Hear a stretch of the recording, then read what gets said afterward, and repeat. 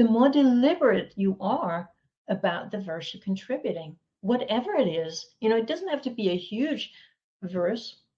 It can be modest, but the more deliberate you are about it, the less of your precious life you waste. Welcome to the Stories Cafe podcast, the espresso version of Stories Cafe, offering quick, enriching moments of reflection on literature, cinema, archetypes, philosophy, and the art of living deliberately. Just like a perfectly crafted espresso at a Parisian cafe, each episode is a brief pause for you to submerge yourself in something invigorating and fulfilling. I'm Annette Wernblad, course creator, internationally published author, and wanderer at heart. So cozy up as we explore the powerful world of stories, how they shape our lives, and teach us the art of living deliberately.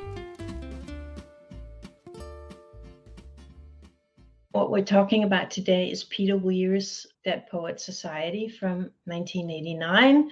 So lesson number 2. John Keating, the teacher played by Robin Williams, starts, and his method of teaching is drastically different from anything those boys have ever seen, because the first thing he teaches them, he tells them to rip out the pages of the book because they're boring. They're all about how can you determine whether a poem is good, is first you start looking at it in terms of how perfect is it, in terms of meter and stanzas and rhyme and all those things.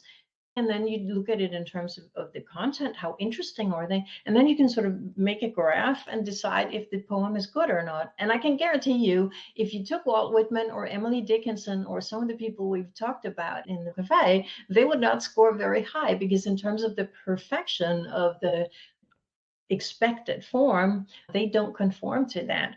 So what he ends up saying to them, no matter what anyone tells you, words and ideas can change the world. I love that. It's probably my favorite quote from the film from Keating. No matter what anyone tells you, words and ideas can change the world. Why do we read and write poetry? Not so that we can evaluate it on the basis of more or less random criteria. This is again what Keating says. We read and write poetry because we're members of the human race and we have passions. It's what I always say about movies and art and symbols and people who are very good at creating art, whether it's paintings or theater or movies or books or whatever it is that it teaches us about ourselves and each other and the world we live in.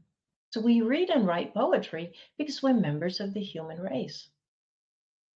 And then he quotes to them a poem from Walt Whitman, published the collection called Leaves of Grass in 1892, called "O Me, O Life." And these are the lines that Keating quotes to the boys to bring this lesson across. O me, O life, of the questions of these recurring, of the endless trains of the faithless, of cities filled with the foolish. You can hear how provocative Whitman is and why he wouldn't score high on the perfection meter. O me, O life, of the questions of these recurring, of the endless trains of the faithless, of cities filled with the foolish. Then this part of it is not quoted by Keating, but I wanted to put it in so you get the complete poem. Of myself forever reproaching myself, for who more foolish than I, and who more faithless? Of eyes that vainly crave the light of the object's mean, of the struggle ever renewed, of the poor results of all, of the plodding and sordid crowds I see around me, of the empty and useless years of the rest, with the rest me intertwined. It's a very sort of somber poem, isn't it? It's about things seem meaningless. And actually, Whitman is one of the people who invents that style of poetry, which is about, you keep enumerating things and repeating words. And if you look at the start of all line, of myself, of eyes, of the poor, of the empty, the repetition and the enumeration of things. And then comes the point of it. I'm just going to go back actually to what Keating says and how Keating ends it.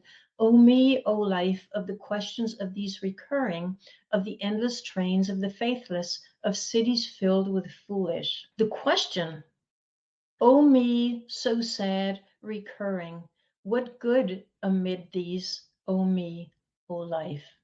Answer, that you are here, that life exists, an identity, that the powerful play goes on, and you may contribute a verse. And that's the whole point of it, that the question is, O me, so sad, recurring, what good amid these, O me, O life? Answer, that you are here, that life exists, an identity, that the powerful play goes on, and you may contribute a verse. It's a celebration of life, so typical of Walt Whitman, that you are here.